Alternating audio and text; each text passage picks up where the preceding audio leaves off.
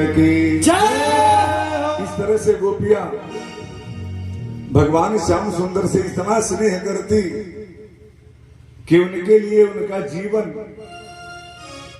उसी तरह से अधूरा है जैसे जल के बिना मछली, जल बिन मीन मकर बिन वारी, तैसे ही नाथ पुरुष बिन नारी। भैया पुरुष तो एक ही है। हमारे वेदों में भी एक ही पुरुष सूक्त है, ब्रह्म सूक्त है, रुद्र सूक्त है, श्री सूक्त है, लेकिन पुरुष सूक्त एक ही है। और जगत का एक ही पुरुष है, वो परमात्मा जगत पिता है, जगत पति है। जैसे अगर बाप ने कहा कि हमारे पति है, तो उनका बेटा कहेगा कि हमारो पति है, नहीं तब वो उस समय कहेगा कि जगत पिता, जगदाधार है। इस तरह से भगवान श्याम सुंदर गोपियों से बड़ा स्नेह करते, और गोपियों का तो पूछो ही मत। भगवान श्याम सुंदर में ही गोपियां लगी रहती हैं। एक दिन बंसी भट्ट के पास हमारे श्याम सुंदर खड़े होकर के अपनी अधर पर बांसुरी के तान छेड़ते हैं। और जब पहली बांसुरी बजाते थे तो सर्वभूत मनोहरम, पहले की बांसुरी तो सब लोग सुनते थे, लेकिन आज जब श्याम सुंदर ने वेणु का वादन किया है, तो वही गोपियां उस वेणी वादन को सुन पाई हैं। भगवान के द्वारा जिनका बस्ता बहार लीला हुई थी, जिनका अज्ञान तिमिर ध्वस्त कर दिया गया था, ज्ञानवान हो चुकी थी। ज्ञानवान होना मतलब परमात्मा को पहचान जाना, परमात्मा को सर्वस्व लौटा देना। आज जैसे ही बांसुरी श्याम सुंदर ने बजाई, अरे तो गोपियों ने तो अपनी सुध बुध खो दिया। एक गोपी तो भैया दूध का दोहन कर रही थी, आधा ही दूध निकाल पाई थी कि तब तक बांसुरी की रव उसके कान में आ गई। अरे उसने दोहनी को वहीं छोड़ दिया और जिधर से बांसुरी की तान आई उधर पागलों की तरह भागी। और एक गोपी तो भोजन बना रही थी, और भोजन बनाते समय वो खीर भी बना रही थी एक चूल्हे पर। पहले दो का चूल्हा होता था, एक तरफ गोल होता था, एक तरफ थोड़ा लंबा वाला। आग लंबे वाले से लगाया जाता था तो गोले वाले वाला भी पक जाया करता था। अब उसको कौन सा चूल्हा कहते ये तो नहीं जानता, लेकिन इतना जानता हूं उसमें दो मुंह होता था, दो बर्तन रखे जाते थे, दूह मुंहवा क्या बोलते थे उसको। तो एक पे खीर बना रही थी, मंद मंद आंच से खीर बनती है। और साग को जब पकाना होता है तो उसके लिए तेज आंच चाहिए, क्योंकि साग में पनिया ही पानी तो होता है। बथुआ का साग रखिए तो सब पनिया छींटता है उसमें। एक दौरी बथुआ का साग होटिए और आग पे बढ़िया सा उसको उबालिए तो बाद में इतना ही होगा वो सब। तो इधर वाले पर बथुआ का साग बना रही थी और उधर वाले पर खीर। और अब जैसे ही नमक उठाया गोपी ने, वैसे ही बांसुरी की रव उसके कान में पड़ गई। और अब तो उसकी सुध बुध खो गई, मानो नमक उठाती है खीर में नमक डालने लगती है। अब वो नमक रख देती है, फिर शक्कर उठाती है और वो साग में शक्कर डालने लगती है। दाल में नमक, खीर में शक्कर, मक्खन में मिर्चाई, सब उल्टा पुल्टा काम करने लगती है। और तुरंत ही वहां से उठी और जहां बांसुरी की आवाज रही थी वहां को चल दी। अरे एक गोपी तो बढ़िया सा श्रृंगार करने के लिए विराजमान हुई थी, बैठी थी, बढ़िया दिव्य आईना आगे लगा करके, एक आंख में काजल लगाया था। अब दूसरे आंख में जैसे ही काजल लगाने के लिए उसने अंगुली उठाई और वैसे ही बांसुरी की रौ उसके कान में आई, तो जो कान में बांसुरी की रौ आई, काजल आंख में लगाना तो उसने कपोल में लगा लिया और कपोल में लगा करके वो उधर ही भागी जहां से बांसुरी की रौ आई। एक गोपी भैया अपने पति को भोजन परोस रही थी, बहुत मानती थी अपने पति को। मेरो प्रीतम जी, थारो सुख में मारो सुख है। वो कहती कहे प्राण प्रियतम,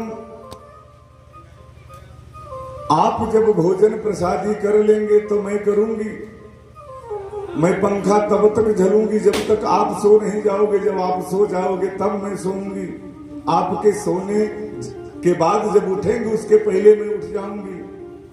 लेकिन आजकल तो बड़ा थोड़ा अड़बड़ गड़बड़ है। हाँ पत्नी, अब पति आ रहा है ड्यूटी से 8 घंटा, ऑफिस में अधिकारियों की झेल खाता हुआ, तो घर पे आता है तो पत्नी जी कहती देखो भैया आज तो हमारे कमर में बहुत दर्द है, हम तो भोजन वोजन नहीं बना पाएंगे, आप बनाओ। और तब क्या करेंगी, लेकर के मोबाइल टक टक टक टक वही मोबाइल चलाएंगे तब तक जब तक भोजन प्रसादी बन नहीं जाता। तो मैया लोगों में कहीं कमी भी है तो कहीं अच्छाई भी है कि अपने पतियों को परमेश्वर जैसा मानती। अब वो पत्नी क्या कर रही थी, अपने प्रियतम को भोजन आगे पड़ोस करके अपने आंचल से हवा दे रही थी। और अभी नई नवेली थी, अभी वो घर से बाहर नहीं निकलती थी। और जैसे ही हवा देना आरंभ किया वैसे ही बांसुरी की रौ उसके कान में आई। और जैसे ही बांसुरी की रौ उसके कान में आई तो आंचल का हवा बंद।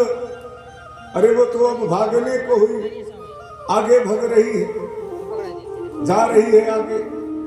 तभी ये सोचा अरे अभी तो हमारी पत्नी जल्दी की आई है, बाहर कभी गई नहीं है, और बाहर जाएगी तो लोग क्या कहेंगे, किसकी पत्नी पागल हो गई है।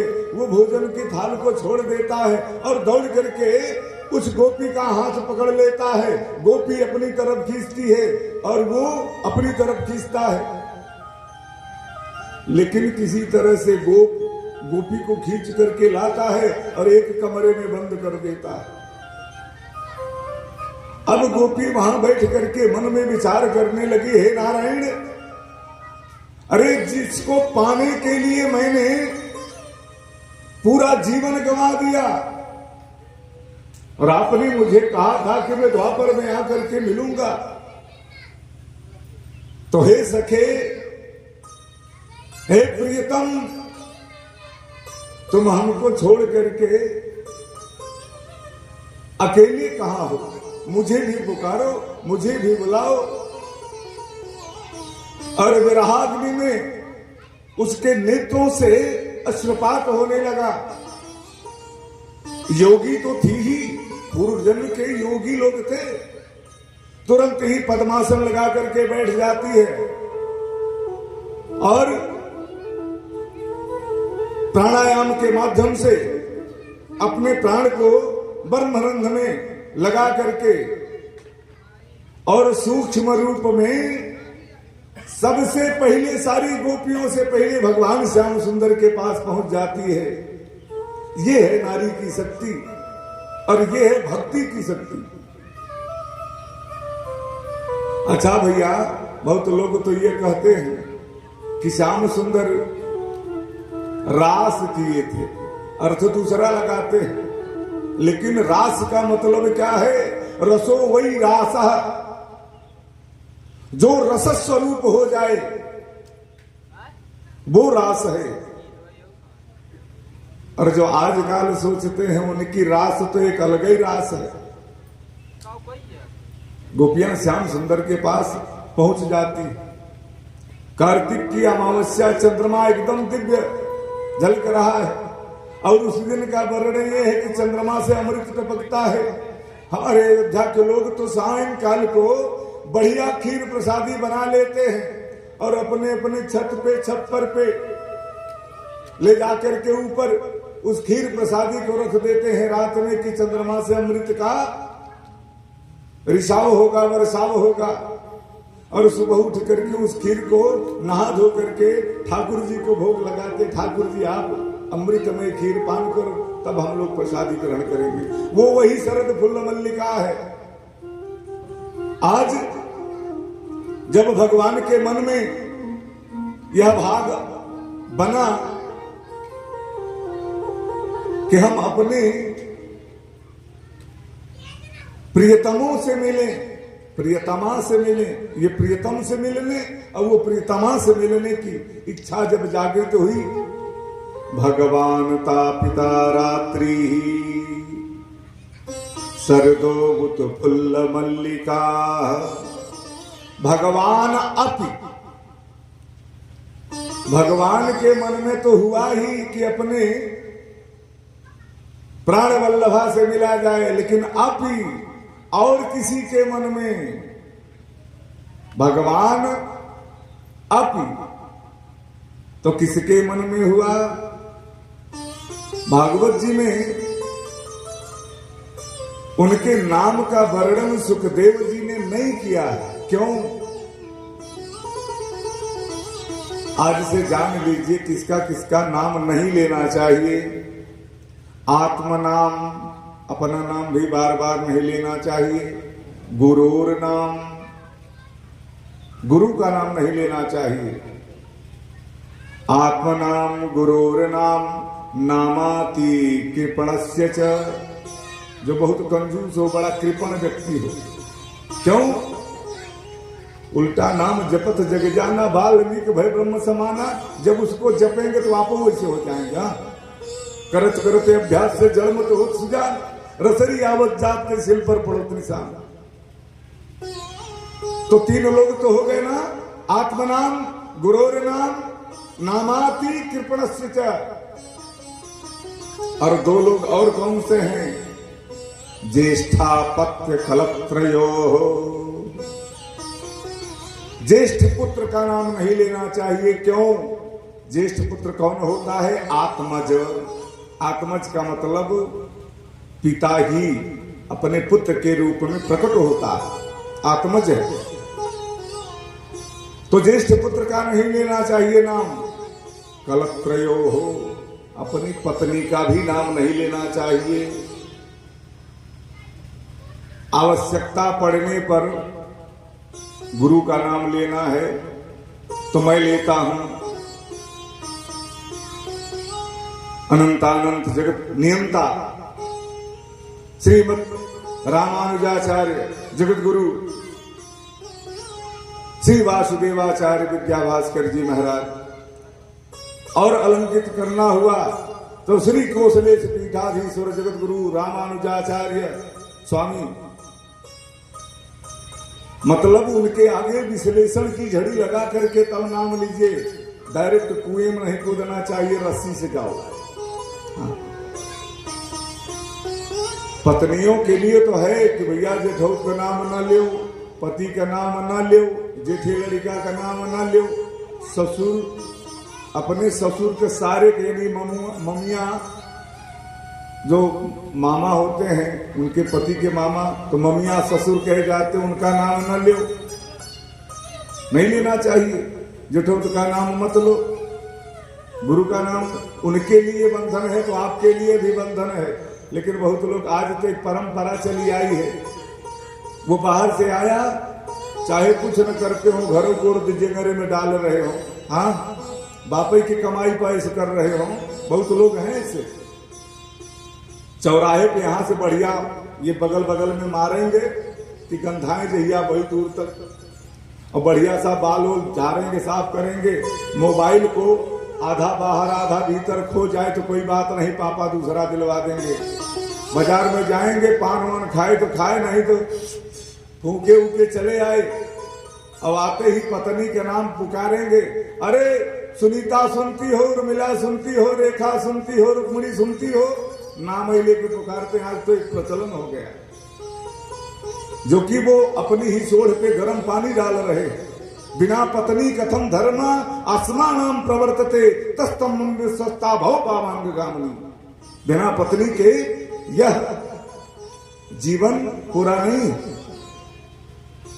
पत्नी तो साक्षात लक्ष्मी है।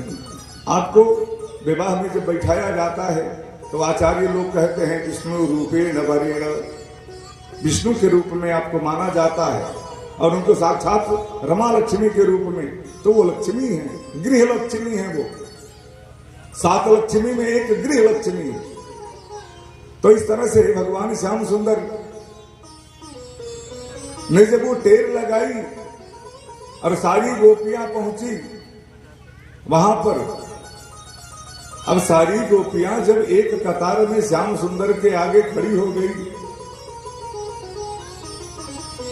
अब जब रात में अकेले में श्याम सुंदर जंगल में हूं और सारी गोपियां आकर के किनारे किनारे खड़ी हो जाएं, तो श्याम सुंदर तो अपनी बांसुरी में मस्त थे। अब ये लोग सोच रहे, देखो हम लोगों को बुला करके और स्वयं बांसुरी में मस्त है, आंखें नहीं खोल रहा है। अब आजकल की नई नबीली जो है, अगर वो रहती ना, मोबाइल से खींच के मरती। हाँ, नदी के गाड़ू हमके बोलाई ले न देखा, अब वो मोबाइल में लागे हैं। अब वो गोपियां इंतजार करती हैं और श्याम सुंदर आज भी उनकी परीक्षा ले रहे हैं कि ये योगी लोग क्या मुझसे वास्तव में मिलने के लायक हो गए कि नहीं, इनमें अभी भी कालिमा तो नहीं है। तो भगवान सुंदर श्याम सुंदर धीरे धीरे अपने नेत्र को खोलते हैं, मंद मंद मुस्कुराते हुए, और जब गोपियों को देखते कहते, अरे आप लोग, अरे भैया मुझको बुला लिया होता। स्वागतम वो महाभाग, हे महाभाग्यवान, आप लोगों का स्वागत है। प्रियम किम करवाणी वह, आपका मुझसे क्या काम है। ब्रजस्या नामयम कश्चित, अरे वही हमको बुला लिया होता। अगर कोई गुप्त की बात है, ब्रूता गमन कारणम, ये रात में जंगल में आने का क्या कारण है।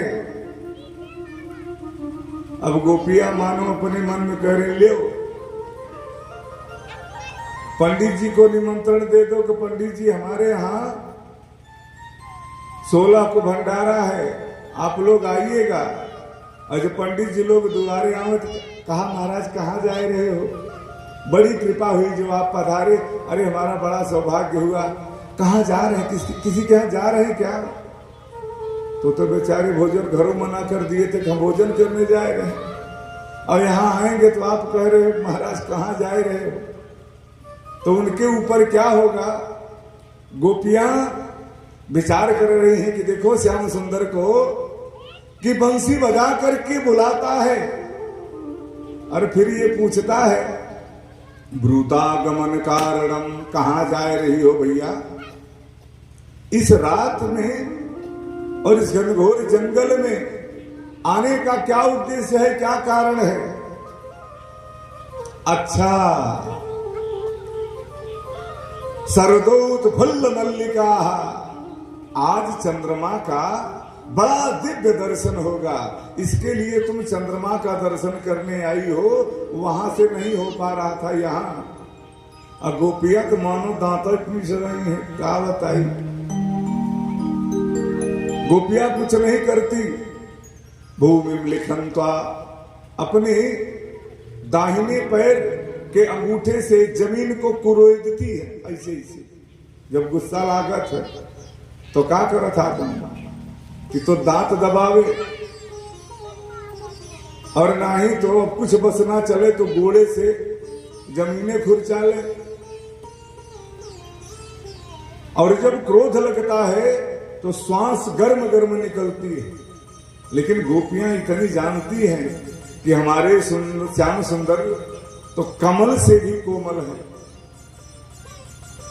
क्योंकि भगवान को ही तो नवकंज लोचन कंज मुख कर कंज पद कंजारुणम, इनको कमल से ही तो गोपियां ये जान रही कि हमारी गर्म श्वास अगर श्याम सुंदर के ऊपर पड़ जाएगी तो ये मुरझा जाएंगे। अरे भैया, सीता जी जब फूल चुन रही थी तो सखियों ने कहा था सीता जी से, अरे आया तो बांका बहुत सुंदर है, रन बांकुरा भी है, लेकिन कमी उसमें एक ही है। कहा तो क्या कमी है? कहा जब वो दोने वाला फूल ले रहे थे तो उनके हाथ कांप रहे थे। कहा तो इसका मतलब? कहा इतने सुकुमार हैं कि दोने की जो बनावट है उसके कोर जो हैं उनके हाथ में गड़ रहे हैं, इतने सुकोमल है। तो हमारी श्याम सुंदर तो बड़े कोमल है। अब गोपियां अपने मुंह को नीचे कर करके अंगूठे से कुरेद रही है, तो श्याम सुंदर ने कहा, अच्छा अच्छा अच्छा, तुम लोग रास्ता भूल गई हो, कहीं जा रही थी, रास्ता भूल गई तब यहां चली आई। अब बताओ, इतनी बात पूछ रहे हैं। अब गोपियां तो भीतर भीतर से समझो क्रोध का पारा वारा ही साफ है। तो कहा, अच्छा बताओ तब क्यों आई हो मिलने? अच्छा, कहीं तुम लोग मुझसे तो नहीं मिलने आई हो? अब गोपियों ने थोड़ा सा सर को ऊपर उठाया तो श्याम सुंदर ने कहा, जो मुझसे ही मिलना था तो दिन में तो मिलती ही रहती है, और रात में क्या जरूरत है मिलने की? अरे क्या जरूरत थी? तुम्हारे पति लोग तुमको ढूंढ रहे होंगे, जाओ जाओ चली जाओ, नहीं तो अभी वो खोजते खोजते यहां आएंगे। गोपियों ने कुछ नहीं पूछा, अश्रुधार चल रही है। अंततः एक गोपी अपने कलेजे पर पत्थर रख करके कहा, श्याम सुंदर, हम लोग क्यों आए हैं इतना तो नहीं बता पाऊंगी, लेकिन मैं एक प्रश्न तुमसे करती हूं, तुम उसी का उत्तर दो, पता लग जाएगा कि हम लोग क्यों आए। कहा ठीक है, पूछो। गोपी कहती, श्याम सुंदर, एक प्रेमी का जोड़ा था, अभी नई नई शादी हुई थी, कुछ दिन तक तो साथ में रहे, जब खाने के लाले पड़ने लगे तो गोपी ने कहा कि अब तो भूख के मारे रहा नहीं जाता, कुछ तो उपाय करो, कहीं जाओ कमाने के लिए, तब तक हम कुछ मजदूरी दिहाड़ी करके जीवन यापन करेंगे, लेकिन उससे पूरा चलेगा नहीं, आप कमाने के लिए जाओ। दोनों इतना प्रेम करते थे कि वो उसके बिन नहीं रह पाता था, वो इसके बिन नहीं रह पाता था। किसी तरह से तैयार होता है जाने के लिए परदेश, तो पति अपना एक चित्र फोटो उसको देता है, ढांढस बताता है कि जब जब हमारी याद आए तब तब इसी से बात कर लिया करना। और उस समय पत्नी गैया का गोबर उठा रही थी, हाथ में गोबर लगा था, तो अब क्या निशानी वो दे, कुछ नहीं है। तो वो कहा कि आप घूम जाओ, आपकी पीठ पर मैं इसी की छाप मार देती हूं। जब जब इस कपड़े को निकालोगे तब तक हमारी याद आएगी, किसी को देख करके अपने मन को धीरज बधा लेना। और एक दिन अब वो चला गया परदेश, बहुत दिन तक परदेश में रहा, अब कुछ कमाया और कमा करके अब वो अपने घर को आया और वो गोपी उसी चित्र की पूजा कर रही थी, उसी से बात कर रही थी। अब बाहर से वो पति आया और दरवाजा खटखटाया, अरे गोपी मैं आ गया हूं। तो श्याम सुंदर ये बताओ, गोपी अपने उस प्रियतम के चिन्ह को जो उसकी पूजा कर रही है, उसकी पूजा करे कि छोड़ दे, जो बाहर पति पुकार रहा है उसको देखे या इस पति को देखे। तो श्याम सुंदर ने कहा, अरे वो तो कागज का है, वो तो लोकल पति है, अब तो ओरिजिनल पति आ गया ना, तो ओरिजिनल पति को देखना चाहिए। कहा श्याम सुंदर अभी समझे कि नहीं? तो श्याम सुंदर ने कहा मेरी समझ में नहीं आया। कहा अरे ये पति जो है ये तो नश्वर पति है, इनका नाश हो जाएगा आज नहीं तो कल। अरे तू ही तो वास्तविक पति है। अब सोचो, आप कह रहे हो ना कि पति आए तो उसके लिए दरवाजा खोल दो, तो अब तक तो हम लोग चित्र के पति की पूजा करते थे, लेकिन आज हमारा पार ब्रह्म परमेश्वर हमारे सामने आ गया, तो मैं क्यों अपने पतियों के पास जाऊं, अपने जगत पति के पास रहूंगी। आज श्याम सुंदर आनंदित हो जाते हैं कि गोपियों में कोई बेकार नहीं है, उनका मन बड़ा ही प्रसन्न है। और मैंने अभी थोड़ी देर पूर्व बताया था कि जो इसमें प्रमुख गोपी है उनका नाम भागवत जी में आया नहीं है, एक उंगली दिखाई गई है। उंगली दिखा करके उनका संबोधन किया गया है, नाम का नहीं। अनया राधितो नूनम, अनया राधितो नूनम, आराधिता वशीकृता हरि, जिसने अपनी आराधना से भगवान श्याम सुंदर को अपने हृदय में बैठा लिया हो, उनके मन को ही चुरा लिया हो,